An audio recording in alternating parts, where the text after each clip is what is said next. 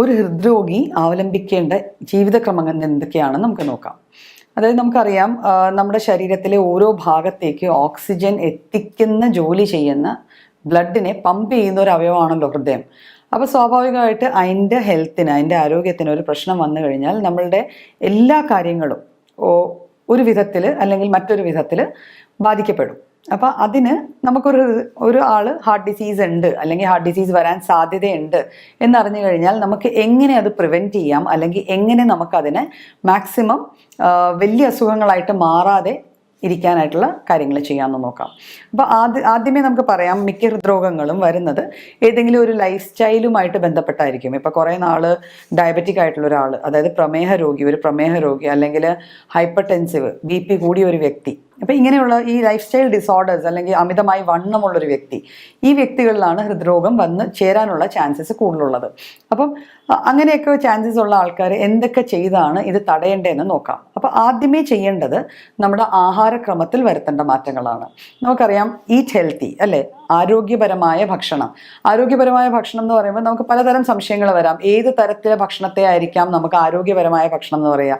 ചിലർ heart disease വന്ന ഉടനെ എണ്ണ ഒന്നും തന്നെ കഴിക്കുന്നില്ല, നട്ട്സ് കഴിക്കുന്നില്ല, പല സാധനങ്ങളും അങ്ങ് അവോയ്ഡ് ചെയ്യാൻ തുടങ്ങും. അങ്ങനെയല്ല, ഒരു ബാലൻസ്ഡ് ആയിട്ടുള്ള ഡയറ്റ്, അതായത് ഒരു മോഡറേറ്റ് അമൗണ്ട്സിൽ അന്നജം എന്ന് പറയുമ്പോൾ നമുക്ക് അരി, ഈ ധാന്യങ്ങളെല്ലാം ചേരുന്നത്, അത് പിന്നെ പൾസസ്, പയറുവർഗ്ഗങ്ങൾ, ഇതെല്ലാം ഒരു മോഡറേറ്റ് അമൗണ്ടിൽ നമുക്ക് കഴിക്കാവുന്നതാണ്. കഴിക്കുമ്പോൾ ശ്രദ്ധിക്കേണ്ട കാര്യം എന്ന് വെച്ചാൽ ഒരിക്കലും പ്രോസസ്ഡ് ആയിട്ടുള്ള അന്നജം കഴിക്കാതിരിക്കുക. ഇപ്പം നമ്മൾ പോളിഷ്ഡ് റൈസ് അല്ലേ, അല്ലെങ്കിൽ നല്ല വെള്ളരി, അതിന് പകരം നമുക്ക് പ്രിഫർ ചെയ്യാവുന്നത് ചെമ്പാവരിയോ അല്ലെങ്കിൽ റെഡ് റൈസോ അങ്ങനെ ഏതെങ്കിലും ആയിരിക്കും. പിന്നെ നമ്മൾ ധാന്യങ്ങൾ എന്നൊക്കെ പറയുമ്പോൾ മില്ലറ്റ്സ് എന്ന് പറഞ്ഞൊരു കാറ്റഗറി ഉണ്ട്. അതായത് റാഗി, പഞ്ഞപ്പുല്ല്, ചോളം, ഓട്സ്, പിന്നെ കമ്പ. അപ്പം ഇത്തരത്തിലുള്ള മില്ലറ്റ്സ് എന്ന് പറയുന്ന ആ കാറ്റഗറിയിലെ സാധനങ്ങൾ നമുക്ക് എനർജി ഗിവേഴ്സ് അല്ലെങ്കിൽ നമുക്ക് ഊർജം തരാനായിട്ട് അന്നജത്തിന് പകരമായി ഉപയോഗിക്കാവുന്ന സാധനങ്ങളാണ്. പിന്നെ അടുത്തതായിട്ട് നമ്മൾ സാധാരണ ഭക്ഷണത്തിൽ എല്ലാ ആൾക്കാരും ചോദിക്കാറുണ്ട്, ഞങ്ങൾക്ക് എല്ലാ ഫ്രൂട്ട്സും കഴിക്കാൻ പറ്റുമോ, പ്രശ്നം വല്ലതും ഉണ്ടോ? ഒരു ഡയബറ്റിക് പേഷ്യൻ്റ് ആണെങ്കിൽ സ്വാഭാവികമായിട്ട് അതിൻ്റേതായ ലിമിറ്റേഷൻസ് വെക്കേണ്ടി വരും. അതർവൈസ് അല്ലാതെ ഒരു ഹാർട്ട് ഡിസീസ് വരാൻ ചാൻസ് ഉള്ള വ്യക്തിക്ക് വളരെയേറെ ഫ്രൂട്ട്സിൽ റെസ്ട്രിക്ഷൻസ് ഒന്നും വെക്കേണ്ട കാര്യമില്ല. എന്നാലും നമ്മൾ അമിതമായി എന്താ പറയുക, മധുരം കൂടിയ സാധനങ്ങളൊക്കെ കഴിച്ച് അതിൻ്റെ കൂടെ പ്രമേഹവും കൂടെ ഡെവലപ്പ് ചെയ്യാതിരിക്കാൻ വേണ്ടി ഒരു ലിമിറ്റേഷൻ. പക്ഷേ ഒരു ദിവസം നമുക്ക് ശരാശരി ഒരു 2 പഴങ്ങൾ, ബനാന അല്ലെങ്കിൽ ഒരു ആപ്പിള്, ഓറഞ്ച്, പേരയ്ക്ക, ഇവയെല്ലാം ഒരു ചെറിയ പോർഷൻ നമുക്ക് കഴിക്കാവുന്നതേ ഉള്ളൂ. അപ്പോൾ ഫ്രൂട്ട്സിൽ അത്തരം റെസ്ട്രിക്ഷൻസ് മാത്രം മതിയാവും.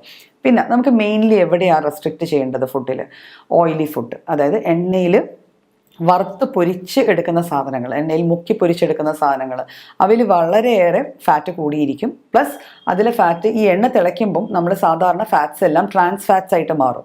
ഈ ട്രാൻസ് ഫാറ്റ്സ് ഹൃദയത്തിൻ്റെ ആരോഗ്യത്തിന് എപ്പോഴും ഒരു നെഗറ്റീവ് സാധനമാണ്. ഹൃദയാരോഗ്യം കുറയ്ക്കാൻ ആയിട്ട് ഏറ്റവും നല്ല രീതിയിൽ കോൺട്രിബ്യൂട്ട് ചെയ്യുന്ന സാധനങ്ങളാണ് ട്രാൻസ് ഫാറ്റ്സ്, ഡാൽഡ പോലത്തെ ഫാറ്റ്സ്. അപ്പോൾ ഈ ഡാൽഡ ചേരുന്ന വേറെ ഭക്ഷണം എന്ന് പറയുമ്പോൾ ബേക്കറി ഐറ്റംസ് ആണ്. അപ്പോൾ ബേക്കറിയിൽ ബേക്ക് ചെയ്യുന്ന ഏത് സാധനത്തിലും ഡാൽഡയും മൈദയും കാണും അല്ലേ. മൈദ നമുക്ക് എല്ലാവർക്കും അറിയാം, maida is not good for health. അപ്പോൾ അതുപോലെ തന്നെ ഹാർട്ട് ഹെൽത്തിന് ഒട്ടും തന്നെ നല്ലതല്ല. അപ്പം ഇത്തരത്തിലുള്ള ബേക്കറി ഐറ്റംസ് നമുക്ക് മിനിമൈസ് ചെയ്യണം.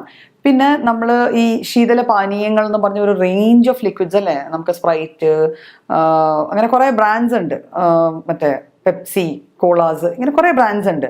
ഇതെല്ലാം നമുക്ക് ബ്രാൻഡിൽ എല്ലാം മോശമാണ് എന്നല്ല പറയണം, പക്ഷെ ഒരു ഹൃദ്രോഗിയെ സംബന്ധിച്ചിടത്തോളം ഇത്തരത്തിലുള്ള ജങ്ക് കാലറീസ് എടുക്കാൻ പാടില്ല. അതിന് പകരം നമുക്ക് നാച്ചുറൽ ഡ്രിങ്ക്സ് ആയ ഇളനീര് വെള്ളമോ അല്ലെങ്കിൽ മോരും വെള്ളമോ നാരങ്ങ വെള്ളമോ ഇവയെല്ലാം നമുക്ക് ഉപയോഗിക്കാവുന്നതാണ്.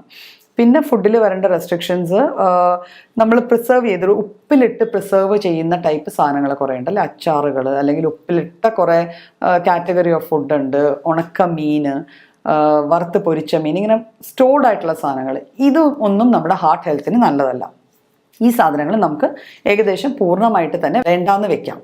പിന്നെ വെള്ളത്തിൻ്റെ അളവ് നമ്മൾ നോർമലി പറയാറുണ്ട്, ഒരു 2 ലിറ്റർ വെള്ളമെങ്കിലും ഒരു വ്യക്തി സാമാന്യം കുടിച്ചിരിക്കണം. അപ്പോൾ ആ രീതിയിൽ നമുക്ക് നോർമൽ വാട്ടർ പ്രത്യേകിച്ച് ഒന്നും ചേർക്കാത്ത സാധാരണ വെള്ളം തന്നെ ഒരു 2 ലിറ്ററോളമെങ്കിലും നമ്മൾ കഴിച്ചിരിക്കണം.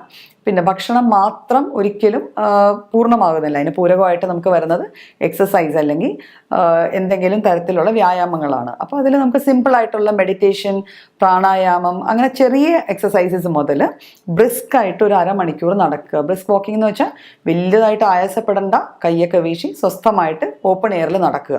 അതൊക്കെ നമുക്ക് എല്ലാവർക്കും എഫോർഡ് ചെയ്യാൻ പറ്റുന്ന ഒരു കാര്യമാണ്. അപ്പോൾ അങ്ങനെ ഒരു 15 മുതൽ 30 മിനിറ്റ് വരെയുള്ള നടപ്പ് നമ്മുടെ ഹൃദയത്തിൻ്റെ ആരോഗ്യത്തിന് വളരെയേറെ നല്ലതാണ്. അപ്പോൾ ഇത്തരത്തിലുള്ള ഫുഡും സിമ്പിൾ യോഗ എക്സസൈസസും, വലിയ വലിയ എക്സസൈസസ് ഒന്നും എടുക്കണമെന്നില്ല. വലിയ വലിയ വെയിറ്റ് എടുക്കുക അല്ലെങ്കിൽ വലിയ ഭയങ്കര കട്ടിക്കുള്ള എക്സസൈസസ് എടുത്ത് നമ്മളിപ്പോൾ തന്നെ ഓക്കെ ആവും. അങ്ങനെ ഒരു വാശിക്ക് നമ്മൾ നമ്മുടെ ശരീരത്തിനോടോ ഹൃദയത്തിനോടോ പോരാടേണ്ട ആവശ്യമില്ല. ചെറിയ ചെറിയ എക്സസൈസസും ഈ പറഞ്ഞിരിക്കുന്ന ഡയറ്റും ഫോളോ ചെയ്യുവാണെങ്കിൽ ഹൃദ്രോഗം വന്നു ചേരാൻ സാധ്യതയുള്ള ഒരു വ്യക്തിക്ക് നല്ല രീതിയിൽ ഇത് പ്രിവെൻറ്റ് ചെയ്യാൻ സാധിക്കും.